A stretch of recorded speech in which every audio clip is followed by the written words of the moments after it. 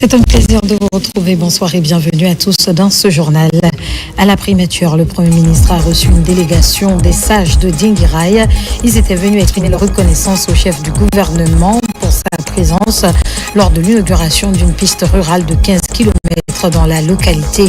À suivre dans ce journal. Bientôt une radio rurale moderne à Kassa. L'annonce a été faite par le ministre de l'Information et de la Communication qui récemment était sur la presqu'île Les Échos dans un instant. Enfin, une formation sera bientôt organisée en faveur des footballeurs guinéens par le département de la Sûreté et de la Sécurité de la CAF à la demande de la FEGIFOOT. Une occasion idéale pour débattre des enjeux liés à un événement sportif.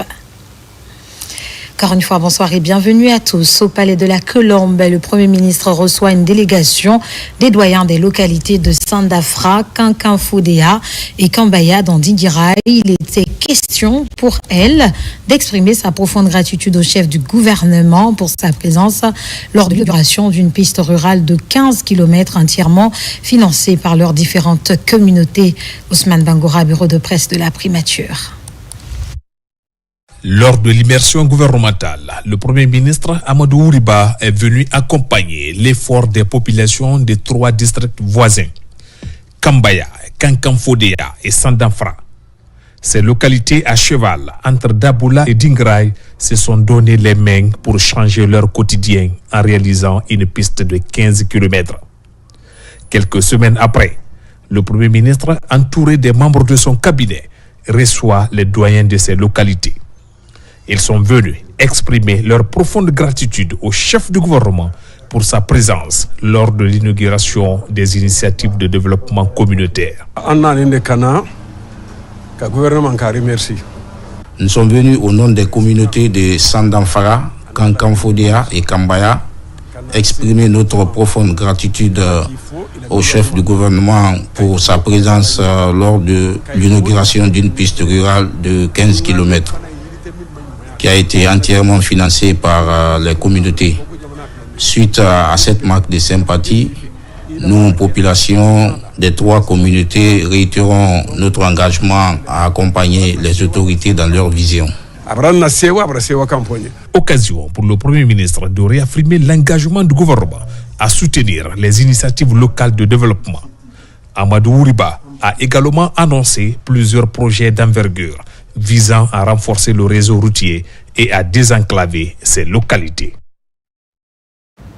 Distribution gratuite des cartes consulaires récemment en Côte d'Ivoire. La représentation diplomatique accréditée dans ce pays a distribué plus de 300 cartes aux femmes guinéennes. Cette identification de nos compatriotes fait partie des priorités de l'ambassade. Makeme Donzo nous en dit plus.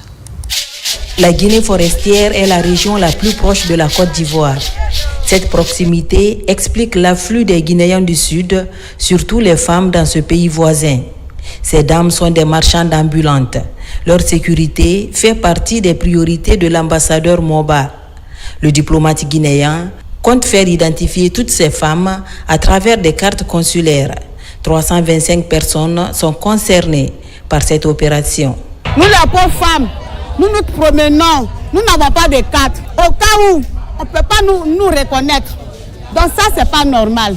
Là, je remercie beaucoup l'ambassadeur. Je le remercie beaucoup. Et ceux qui n'ont pas encore eu les cartes, je peux lui dire de faire encore une autre chose pour que les répartiteurs aient aussi les cartes. J'ai ma carte consulaire, je suis en sécurité en Côte d'Ivoire et je respecte les lois.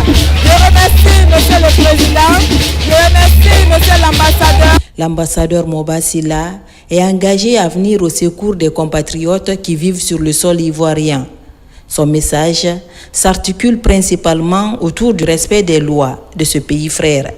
Ce document que nous vous offrons ce matin va me permettre de vous défendre partout où besoin sera. Et comme permanemment vous êtes dans la vente de chips, de fruits dans les rues, vous êtes confrontés à beaucoup de risques. Donc je vous exhorte à respecter les lois de la Côte d'Ivoire. Quand la Côte d'Ivoire définit des périmètres où vous ne devez pas vendre, je vous prie de ne pas y aller. Cette opération de distribution gratuite des cartes consulaires est à sa deuxième séance. Par groupe, le diplomate guinéen s'active à procurer cette pièce d'identification à chacun de nos compatriotes vivant en Côte d'Ivoire. En marge de la 69e session des femmes à New York, la ministre de la Promotion féminine de l'enfance et des personnes vulnérables procède à une prise de contact avec des institutions onusiennes. L'objectif est de parvenir à l'obtention d'un accompagnement financier et technique en faveur des femmes de Guinée. Mohamed de Camara est notre envoyé spécial. Présente à New York en faveur de la 68e session des Nations Unies sur la condition des femmes, la ministre de la Promotion féminine de l'enfance et des personnes vulnérables a mené des contacts fructueux au siège de certaines institutions onusiennes. D'abord à l'UNFPA, devant la directrice exécutive adjointe de l'institution qui accompagne le gouvernement dans la promotion des femmes, la ministre Charlotte Daffy a énuméré quelques acquis, notamment l'obtention à Dubrika d'un guichet unique qui lutte contre les VBG, la mise en place du fonds d'appui aux activités économiques des femmes qui accompagne plus de 1000 femmes dans le même élan. Le groupe thématique JAR a aussi vu le jour. Beaucoup d'autres avancées que l'UNFPA compte accompagner dans le pays. La Guinée reste un pays prioritaire pour le Fonds de consolidation de la paix. À présent, il y a des projets en cours, notamment celui qui a mené la mise en place du Conseil national des femmes de Guinée. Et le Fonds de consolidation de la paix reste engagé dans l'accompagnement du travail de Madame la ministre de la Promotion féminine et en général autour des questions des droits des femmes. Au siège du Fonds de la consolidation de la paix des Nations Unies, les échanges ont porté sur la mise en place du Conseil national des femmes de Guinée, notamment. Madame les ministres sont venues m'informer des progrès dans le pays. Et je voudrais à ce sujet féliciter son Excellence Monsieur le Président de la République, ainsi que son Excellence Monsieur le Premier ministre, et bien sûr Mesdames les ministres, pour les avancées qu'elles font en faveur des populations, et particulièrement des femmes et des jeunes filles du pays. Ce périple a conduit la ministre des Femmes à la rencontre de la CEDEAO sur la contribution de l'institution dans la mise en œuvre de programmes et plans d'action de Beijing 30. À présent, nous nous intéressons aux femmes commissaires à la Cour des comptes, une institution majoritairement masculine. Elles saisissent ce mois qui leur est dédié pour lancer une invite aux autorités de la transition, le chef de l'État en particulier. C'est un reportage de Moussa Kouyaté. La Cour des comptes, une institution qui a pour mission principale de contrôler les finances publiques. Et au sein de cette structure, les femmes sont moins représentées. À l'occasion de ce mois de mars, un mois dédié à la gente féminine, les femmes magistrates de la Cour des comptes plaident pour une augmentation du quota. À la Cour des comptes, ici, nous sommes 33 magistrats, dont 4 femmes. Et le message que j'ai à lancer aux autorités, c'est aussi mettre les femmes dans ce bureau de la Cour. Parce qu'on ne peut pas parler de prise de décision en mettant les femmes à l'écart.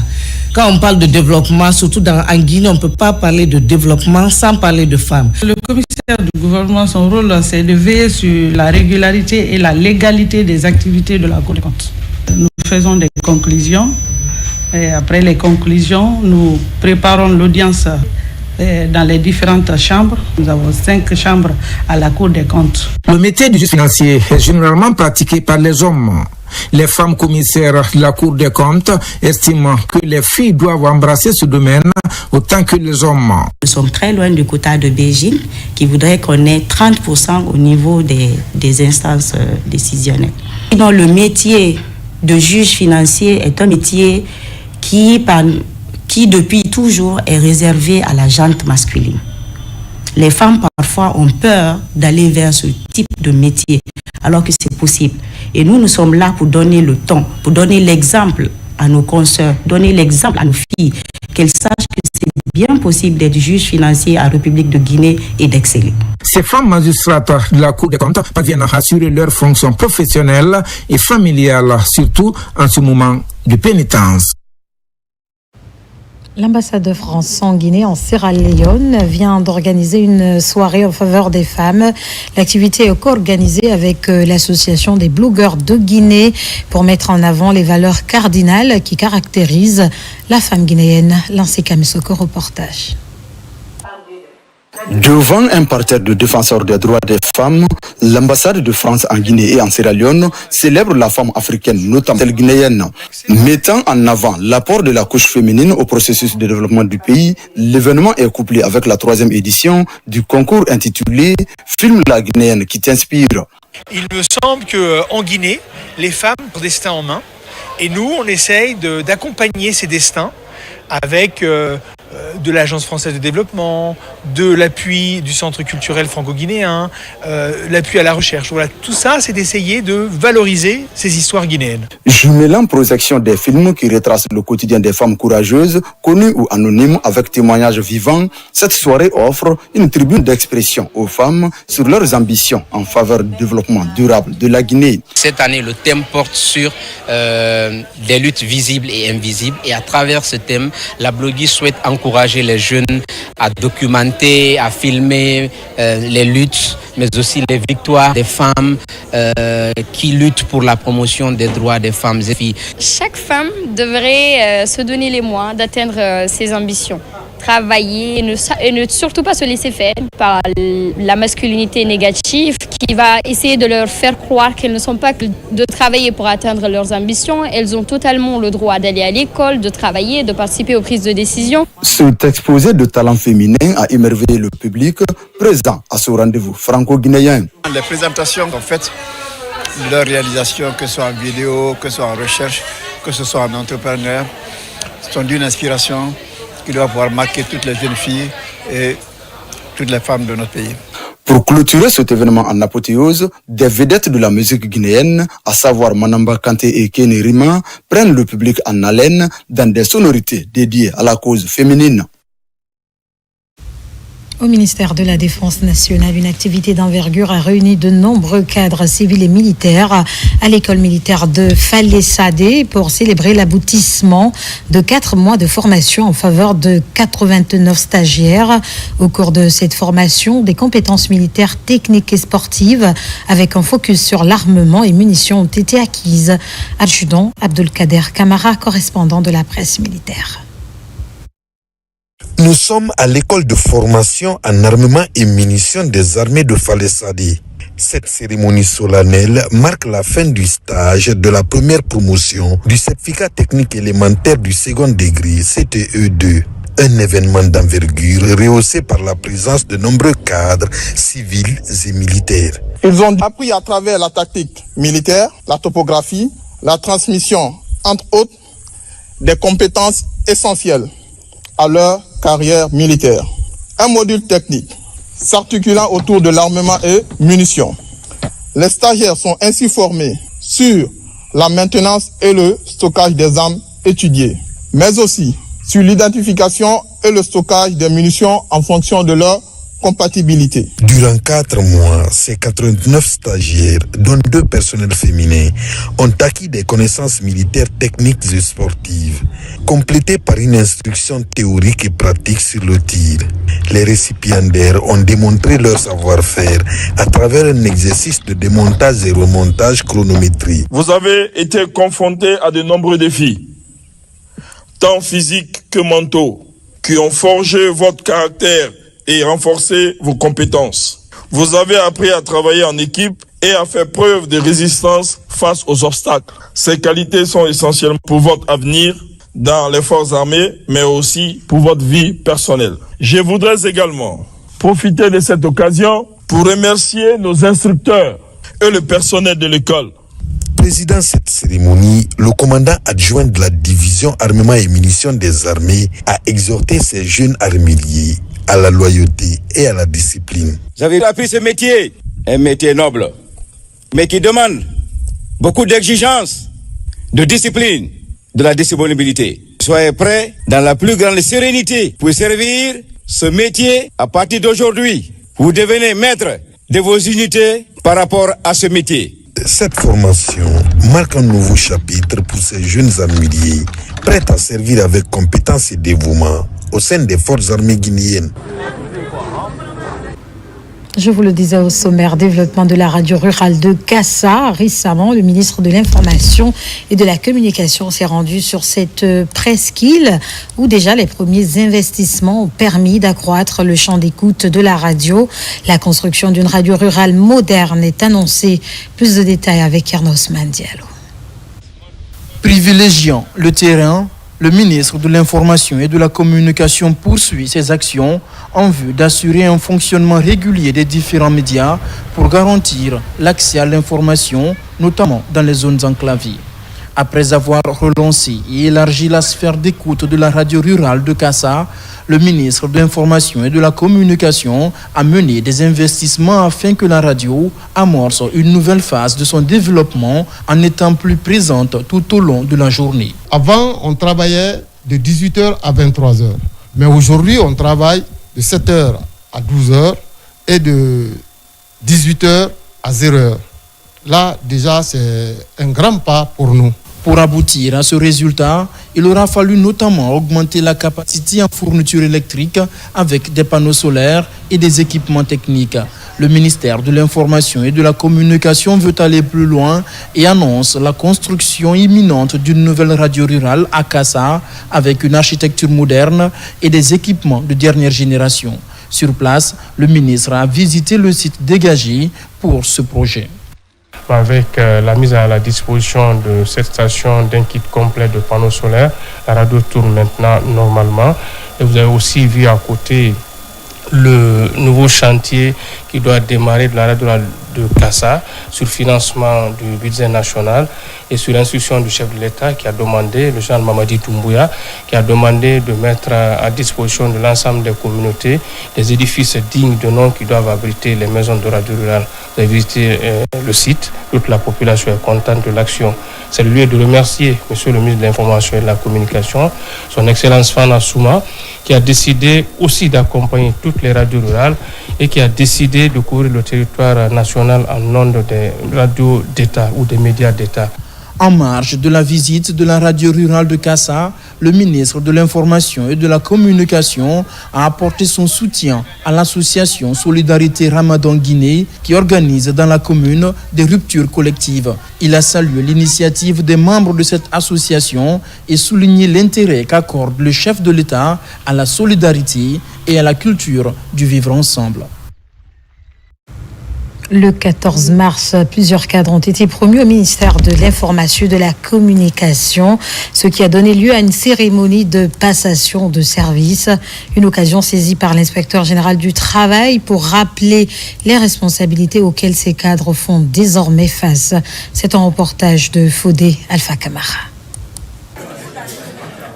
Le décret daté du 14 mars dernier a promu plusieurs cadres du ministère de l'Information et de la Communication, marquant ainsi une étape significative dans la dynamique de la qualification et de la diversification des services. Après les membres du cabinet, ce mardi, c'était le tour de la prise de fonction des directeurs et adjoints nommés de prendre fonction. L'agence guinéenne de presse, l'AGP et la radio rurale et au quotidien national Roria, de nouvelles figures font leur entrée dans l'appareil administratif. La nouvelle équipe qui arrive va davantage se battre pour dynamiser les efforts que nous avons trouvés sur place, parce que déjà il faut reconnaître que le directeur général que j'ai trouvé sur place est un combattant.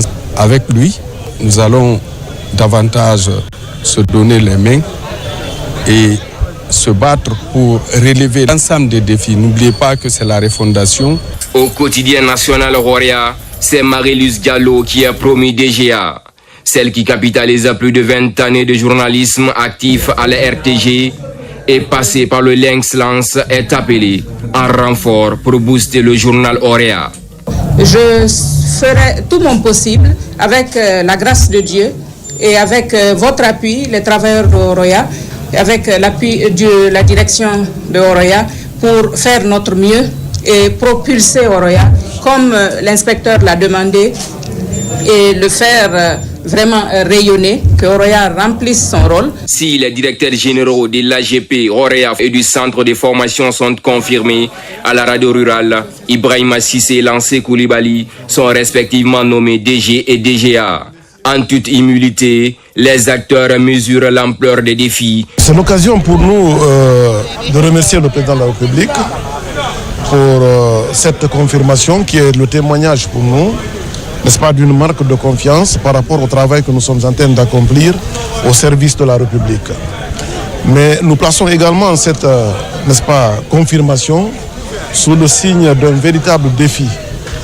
Parce que lorsque on place la confiance en vous, cela veut dire que vous devez renforcer d'ardeur. Nous mesurons à juste titre aujourd'hui les enjeux de la refondation engagée par le président de la République. Je voudrais dire que je serai un directeur général de terrain.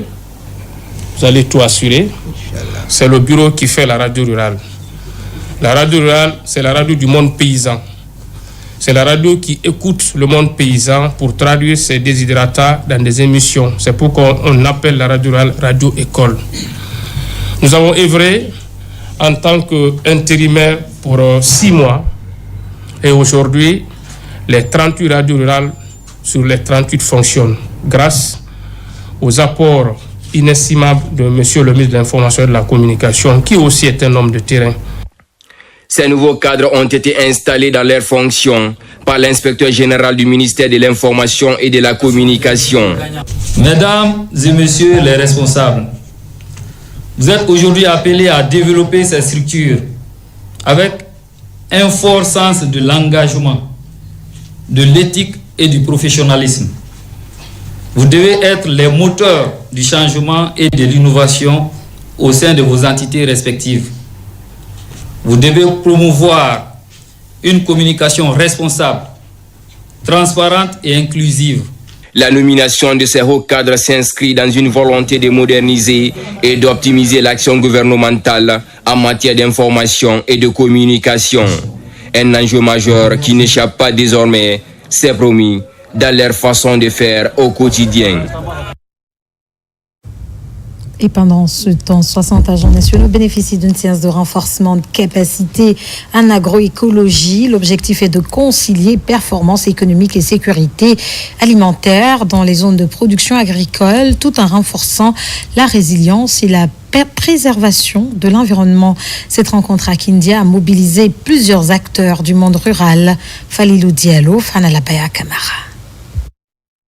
Accompagner les exploitations familiales vers une transition écologique tout en conciliant performance économique et préservation de l'environnement, c'est la toile de fond de cette rencontre de Kindia. La communauté économique des États de l'Afrique de l'Ouest accompagne le processus à travers son programme d'agroécologie. Ces renforcements de capacité viennent encore nous renforcer davantage pour nous permettre d'être, quand je dis nous, c'est-à-dire que les conseillers agricoles et les OP, de nous permettre d'être plus efficaces encore par rapport à l'accompagnement que nous devons faire au niveau des agriculteurs. L'Union européenne et l'Agence française de développement pilotent l'exercice. Les ministères de l'Agriculture et de l'Environnement comptent ainsi améliorer la gestion des sols en incluant les techniques de préparation et d'utilisation du compost, encourager la polyculture et certaines pratiques culturelles. Avant, on produisait et on obtenait un rendement escompté sans apporter de fertilisants. Mais au jour d'aujourd'hui, on constate, même avec l'apport de fertilisants, le rendement n'est pas comme ça.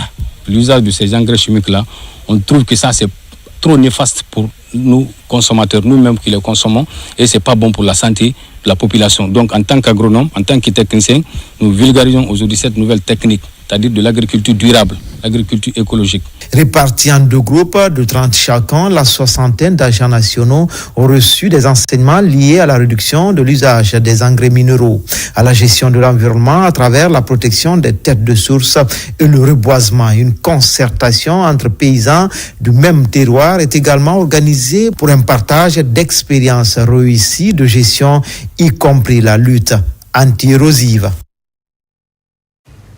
Sécurité alimentaire et nutritionnelle. Les travaux d'identification des zones vulnérables sont lancés à Kindia en partenariat avec le comité inter-État de lutte contre la sécheresse au Sahel. Une disposition d'amélioration de la gouvernance pour mieux orienter les interventions des autorités contre l'insécurité alimentaire. Fodé Camara. Le droit à l'alimentation est un droit vital pour tous. Pour garantir ce droit, le gouvernement renforce les outils de surveillance de la sécurité alimentaire et nutritionnelle. Ceci pour mieux planifier les politiques publiques et autres stratégies d'adaptation. C'est un outil d'analyse sur la sécurité alimentaire. C'est un indicateur. Tous les secteurs de développement rural sont là, avec les institutions, c'est-à-dire la FAO, PAM. Nous recherchons ici le tableau qui ressort les zones les plus vulnérables dans le domaine de la sécurité alimentaire, qui peut permettre à l'État de prendre ses précautions, de voir réellement comment remédier à cela et comment faire en sorte que ces zones ne subissent pas l'insécurité alimentaire. Ce travail de réactualisation des statistiques agricoles et alimentaires bénéficie de l'appui du SILS, le comité permanent inter-État de lutte contre la sécheresse au Sahel. Là-dessus, chaque année, 2 sessions d'analyse sont organisées pour identifier les zones à risque afin de concilier information et action. La rencontre de Kindia, c'est l'analyse de la session février-mars 2025. Généralement, c'est des sessions qui se font 2 fois par an. On se fait en octobre, novembre. On a fait ça à Koya. Cette fois-ci, on a essayé de bouger pour venir vers Kindia pour faire la session février-mars 2025. Analyser ces données pour voir l'impact de l'insécurité alimentaire au niveau national. L'analyse de la situation de sécurité alimentaire nutritionnelle, qui est tout à fait une activité qui a commencé avec la CEDEAO, mais aussi les États du Sahel, y compris le Tchad, la Mauritanie et une partie du Cameroun. Le regard de l'extérieur sur la Guinée en termes de progrès agricole est immense. Donc on sait déjà qu'il faut s'en féliciter en lisant ces différents rapports. On sait que l'analyse situationnelle de la sécurité alimentaire et nutritionnelle au niveau de la sous-région de la Guinée se porte très bien.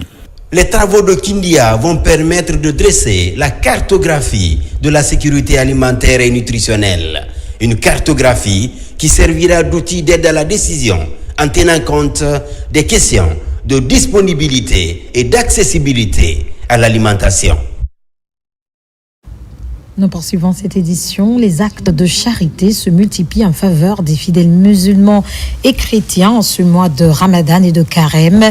Le Fonds de développement social et de l'indigence, sur instruction du chef de l'État, le général Mamadi Doumbouya, fait un don de vivres aux fidèles de la mosquée Kébéa située à Koléa, commune de Matam. L'objectif est clair, les assister en ce mois de partage et de pénitence. On fait le point avec Sona Sagno. L'élan de solidarité prôné par le chef de l'État pour accompagner les fidèles musulmans et chrétiens en ce mois de pénitence se poursuit pour permettre aux fidèles de bien passer le jeûne. À la mosquée Kébéa de Koléa, les fidèles reçoivent de kits alimentaires, un geste du Fonds de développement social et de l'indigence. C'est à l'occasion de ce mois de pénitence que nous venons en aide aux personnes qui n'ont pas les moyens. C'est un geste de solidarité à l'égard des personnes vulnérables. Ça tient au cœur du président de la République.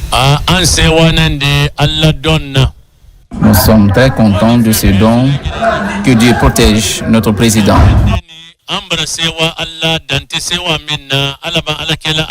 Ce geste de haute portée sociale fait des heureux parmi les fidèles bénéficiaires. À l'occasion, ils ont formulé des prières pour le pays.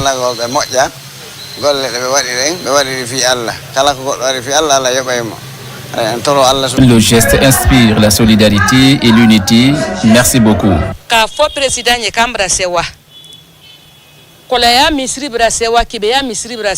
Nous sommes très contents. Nous demandons à Dieu de bénir notre président et son gouvernement et renforce la fraternité entre nous les Guinéens. Très attaché au social, le chef de l'État a très tôt donné le ton de l'assistance sociale pour soulager les fidèles musulmans et chrétiens en cette période de pénitence, un acte suivi par les autorités publiques à tous les niveaux. Vous l'avez certainement compris, des citoyens de part et d'autre adhèrent aux idéaux de refondation du CNRD. À Gomboya, par exemple, une rencontre a été organisée pour célébrer les acquis de la refondation. Ce projet porté par le mouvement Mojmed a mobilisé l'ensemble des couches sociales. La suite avec Aboubakar Diaby. Dans la capitale Conakry, comme à l'intérieur du pays, les acquis du CNRD continuent d'être célébrés par les populations. Le mouvement de soutien Mojmed s'active sur le terrain pour vulgariser les valeurs de la refondation enclenchée par le chef de l'État, général Mamadi Doumbouya.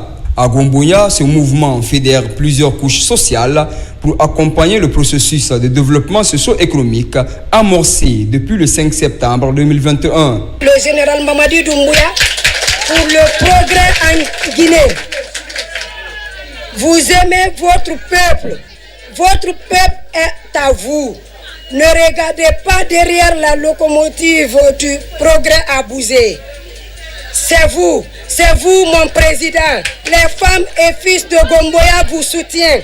À travers les vastes chantiers engagés par le gouvernement de la transition, ces participants aspirent à un lendemain meilleur. Pour ce faire, ils comptent mener les actions citoyennes allant dans le sens de la préservation de la paix et de la cohésion sociale. Vous avez décidé, vous avez parlé et vous avez agi.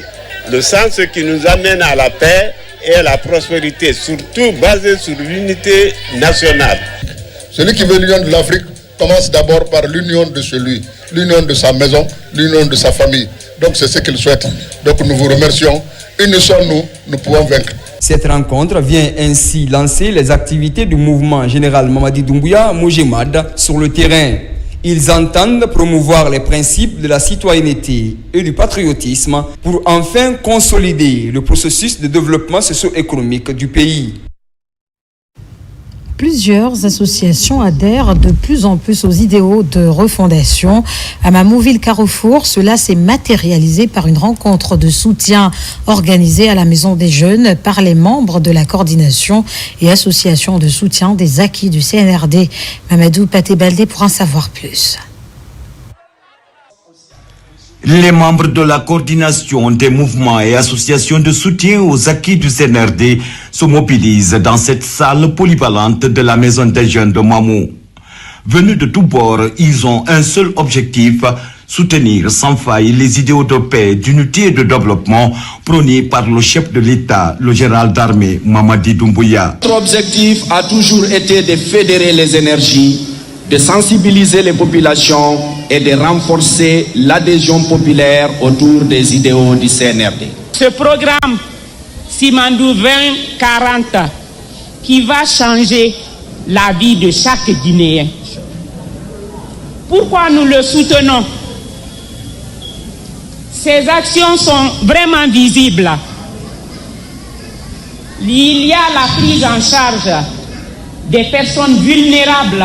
Cette initiative va se poursuivre dans toutes les collectivités afin d'amener les populations à adhérer massivement aux idéaux de paix, d'unité et de développement prônés par le chef de l'État, le général d'armée Mamadi Doumbouya. Avec toutes ces réalisations qui sont faites à Mamou, nous ne parlons pas de la Guinée dans son entité, sinon on va manquer les réalisations. Mais vous avez aujourd'hui une pharmacie centrale chez nous. Ça c'est un exemple, et le corridor passe. Et le président de la République, son Excellence, le général de corps d'armée Mamadi Doumbouya, l'espoir de tout un peuple, il a pris l'espoir de tout le peuple. Le Simandou 2025 l'a confié à un fils digne de notre commune. Au même moment, les chasseurs de Mamou témoignent eux aussi de leur adhésion au projet de société du chef de l'État. Ils rassurent le général d'armée Mamadi Doumbouya de leur disponibilité d'œuvrer à ses côtés pour mener à bon port ces initiatives. La préfecture de Mali n'est pas en marge de cette reconnaissance populaire pour témoigner leur satisfaction face aux nombreuses actions enclenchées par le CNRD dans leur localité, à savoir l'électrification, le projet de bitumage et tant d'autres. Une marche de soutien a été organisée par les fils et filles de Mali pour encourager le général Mamadi Doumbouya à poursuivre ses actions patriotiques. Nabilaï Kamara, Sarafdin Diallo. La population de Mali réitère son adhésion et engagement total aux idéaux de changement du président de la République et de son gouvernement. Pour la reconnaissance à ces actions de développement, la population a organisé également un carnaval géant. Dans un même élan de mobilisation grandiose, les citoyens de Mali ont parcouru des kilomètres pour saluer les changements qui se déroulent dans leur préfecture. En dehors du cadre des retraités, il faut noter l'électrification de la ville de Mali 24 heures sur 24. Les travaux en cours de bitumage de la voirie de Mali Centre, la construction d'un commissariat central de police digne de ce nom. Une occasion de mobilisation mise à profit pour déclarer leur choix porté sur le général d'armée Mamadi Doumbouya aux prochaines élections présidentielles en Guinée. Le général Mamadi Doumbouya a montré à la face du monde que ce que les uns et les autres nous faisaient croire impossible dans ce pays est bel et bien possible. Au nom de la commission d'organisation de ce carnaval de soutien aux actions et à la candidature du général Mamadi Doumbouya aux prochaines élections à République de Guinée. Toutes les notabilités de Mali, notamment la jeunesse, demandent que le général rende visite à Mali. Donc tout Mali invite le général Mamadi Doumbouya à rendre visite à une de ses préfectures célèbres, qui est Mali. Mali n'est pas la seule préfecture de la région de la baie où des actions de développement sont visibles. Dans un autre registre, lutte contre les violences basées sur le genre, Radio Breka, les établissements scolaires sont les principales cibles. L'objectif pour le projet est d'informer les apprenants et encadrants du danger que représentent les VBG. Compte rendu d'Abansila Youssouf Dembaya Kamara. À Dubreka, dans le Grand Conakry, la bataille contre les violences basées sur le genre est en cours. L'Office de protection du genre, de l'enfance et des mœurs au PROGEM passe par la formation et la sensibilisation dans cette localité qui a enregistré l'année dernière plusieurs cas de viol. Une instruction nous a été donnée par la hiérarchie pour venir dans ces deux localités, Dubreka, ensuite Koya. La volonté politique y est.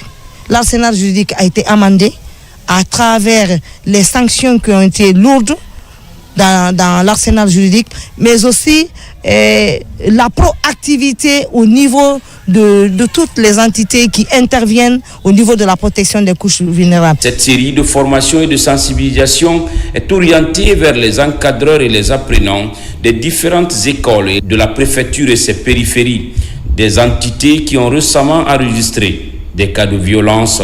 Nous allons dire aux parents de tout faire pour vraiment aider l'éducation, pour aider l'administration scolaire. Parce que l'enfant évolue dans 3 milieux: la famille, l'école et la vie. Nos enfants, c'est des innocents, ils ne connaissent rien encore, ils ne sont pas maîtres de ce qu'ils subissent là, ils ne sont pas responsables de ce qu'ils subissent.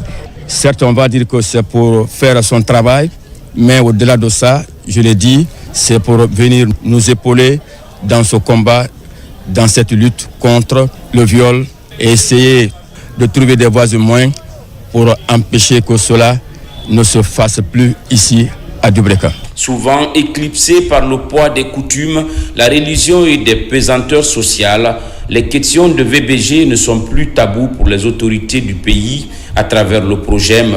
En témoigne la présence de ces religieux, de la délégation spéciale de Dubreka, des présidents des conseils de quartier et les services de défense et de sécurité. L'actualité, c'est aussi cette formation dont les cadres de l'Office national du tourisme ont bénéficié à langue espagnole, deuxième langue parlée au monde. Ces agents pourront ainsi vendre l'image de la Guinée à l'international. C'est le ministre de la Culture, du Tourisme et de l'Artisanat qui a procédé à la remise des attestations. Ousmane Ba. 40 heures de cours intenses en langue espagnole ont permis à ces cadres de l'Office national du tourisme de parler la langue de Cervantes, deuxième langue parlée au monde. Les bénéficiaires, au nombre de 19, sont reçus en compagnie de l'ambassadeur du Royaume d'Espagne en Guinée par le ministre Moussa Moïse Silla. Après des échanges, ils reçoivent leur satisfecit. Esta experiencia me ha permitido mejorar mis compétences linguísticas. Je disais déjà que cette formation en espagnol est pour moi une expérience qui m'a permis d'enrichir déjà mes compétences linguistiques et d'élargir mes perspectives professionnelles. Je salue l'engagement de son Excellence Monsieur l'ambassadeur du Royaume d'Espagne en République de Guinée pour avoir entrepris de créer ce pont culturel entre nos deux nations. J'ai été agréablement surpris de voir les cadres de mon ministère ce matin parler la langue de Cervantes comme s'ils avaient appris cette langue pendant une année. En plus d'enrichir leur cursus, les bénéficiaires pourront mieux vendre l'image de la Guinée à l'étranger. Cette formation est un pont culturel qui permettra au pays de s'inspirer du modèle espagnol dont le développement repose principalement sur le tourisme. Il y a 600 millions de personnes qui parlent l'espagnol dans les 5 continents. Il y a cette langue aussi, la deuxième langue de l'Internet, la deuxième langue dans les réseaux sociaux, dans la musique, dans la culture. Et c'est pour cela qu'on voulait rassembler les deux mondes, le tourisme et la langue espagnole. Cette formation marque le début d'un partenariat entre le Royaume d'Espagne et la Guinée. Une collaboration qui augure des lendemains meilleurs pour le tourisme guinéen. Dans cette édition, nous nous intéressons à la problématique de la sûreté et de la sécurité des stades. À la demande de la Fédération guinéenne de football, le département de la sûreté de la CAF organise pour la première fois en Guinée un atelier de formation sur la question. Les enjeux liés à un événement sportif y seront débattus. C'est du moins ce que nous rapporte notre reporter Gibril Kamara. La sûreté et la sécurité des stades, deux problématiques que les dirigeants de la FEGIFOOT entendent prendre désormais au sérieux. Pour ainsi garantir ces droits, des acteurs impliqués dans le processus renforcent leurs compétences en cette matière. La formation est assurée par 2 experts de la CAF. Aujourd'hui, il faudrait qu'on harmonise les pratiques au niveau de tous les pays d'Afrique en matière de sûreté et de sécurité. C'est un défi qui est colossal, c'est un challenge qui est énorme, mais qui n'est pas impossible aujourd'hui à relever. Nous attendons de cet atelier vraiment des outils pédagogiques nous permettant de mieux rassurer la sécurité de nos concitoyens au niveau des stades. Depuis la mise en place du nouveau bureau exécutif, le comité exécutif de la Fédération guinéenne de football est dans la dynamique de multiplier les efforts pour être un modèle dans la sous-région en termes de sûreté et de sécurité dans les stades. Vous savez que les violences dans les stades sont récurrentes aujourd'hui lors de nos compétitions et parfois il y a des bousculades. J'ose espérer qu'au terme de cet atelier qui sera animé par 2 éminents experts en matière de sécurité et sécurité, qu'à travers leur expertise et leurs compétences, la Guinée sera mieux outillée pour les prochains événements sportifs. Pour faire en sorte que ces sessions de formation puissent permettre aux Guinéens qui sont ici d'être mieux outillés pour faire face aux enjeux de sécurité et de sûreté au sein de nos différentes installations sportives. Cette formation est à la fois théorique et pratique. Elle va permettre à ses participants de maîtriser les techniques de l'utilisation des barrières, mais également faciliter l'accès aux supporters dans l'enceinte de stade de football. Page noire dans cette édition, l'ancien ministre de la Santé, Dr Edouard Nyankoy Lama, a tiré sa révérence depuis ce matin. Dès l'annonce de son décès, des salutations d'usage se multiplient en famille. Ses amis et proches collaborateurs gardent de meilleurs souvenirs de lui. Notre rédaction ce soir revient sur le parcours de ce grand infectiologue arraché à l'affection du peuple de Guinée. Kerno Maroufba, Ousmane Ouatsissé. On a pu bien étudié. Et à la fin de nos études, nous sommes allés dans les hôpitaux. Nous avions travaillé dans ces hôpitaux et nous avons abouti à de bons résultats. Il tire sa révérence à l'hôpital de l'amitié sino-guinéenne de Kipé à l'âge de 79 ans. Dr Edouard Nyankoy Lama fait partie de la première génération des médecins guinéens post-indépendance. Fruit de la première promotion de la faculté de médecine de l'université Gamal Abdel Nasser de Conakry, cet infectiologue a marqué son existence par la promotion de la médecine guinéenne dès les années 70. Après le départ des médecins français, Dr Lama et son équipe de jeunes médecins ont assuré la continuité des services dans les hôpitaux du pays. Médecin émérite, le défunt a occupé plusieurs postes dans l'administration sanitaire, notamment celui de directeur général adjoint du CHU Donka. En décembre 2010, il est nommé ministre des Affaires étrangères, une charge qu'il porte avec dextérité et détermination durant 2 ans.